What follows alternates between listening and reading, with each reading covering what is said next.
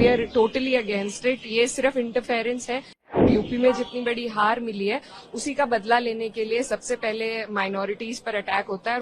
मैं खुद एक मुस्लिम महिला हूं और मैं बहुत अच्छी तरीके से पहले भी जब ट्रिपल तलाक का बिल आया था तो भी यही कहा गया था।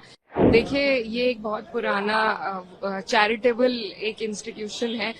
वक्फ की जो जमीन है वो कैसे दी जाती है, सबसे पहले ये समझने की जरूरत है। अगर मैं आपको कुछ दे रही हूँ, उसमें कोई तीसरा इंसान, मैं आपको अपनी चैरिटी अपने मन के हिसाब से आपको कुछ दे रही हूँ, उसमें कोई दूसरा इंसान आपको आके बताए कि आप उसका किस तरीके से इस्तेमाल कर सकते हैं, और सारी की सारी जो पावर्स है वो आप अगर जिला अधिकारी को दे देंगे तो उसमें I don't think it helps anybody and we are totally against it. ये सिर्फ इंटरफेरेंस है, क्योंकि ये सरकार जिस तरीके से इनको मैंडेट मिला है और यूपी में जितनी बड़ी हार मिली है उसी का बदला लेने के लिए सबसे पहले माइनॉरिटीज पर अटैक होता है। और मुझे लगता है अगर इसी तरीके से अटैक हुआ, it's not just an attack on minorities but also on the constitution, on article 14, article 25, article 26, it's a direct attack. So and it is not just for Muslims. I think all the minorities in the country need to be aware of this government's intent, of their intent to interfere with one's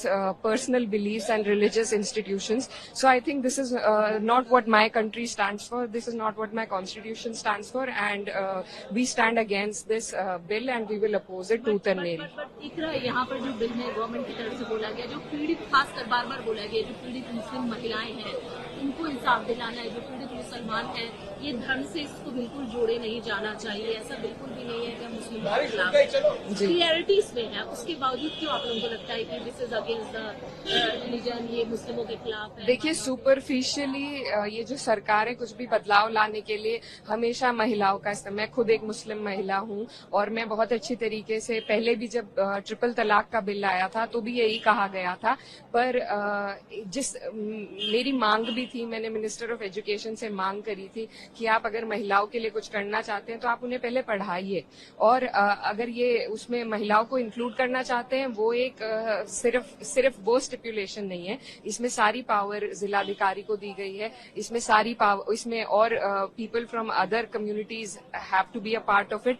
तो इस तरीके के बहुत प्रावधान है, सिर्फ उसको cell किया जा रहा है कि हम विमेन को इसमें इंक्लूड कर रहे हैं। पर जैसा अभी हमने देखा है ट्रिपल तलाक में, अब क्या होता है, there are a lot of abandonment cases. पहले तलाक हो जाते थे लेकिन अब औरतों को सिर्फ अबैंडन कर दिया गया है, और जो उनके पति हैं वो जेल चले जाते हैं, वो उनके पास वैसे भी उन्हें कुछ उससे फायदा नहीं होता है।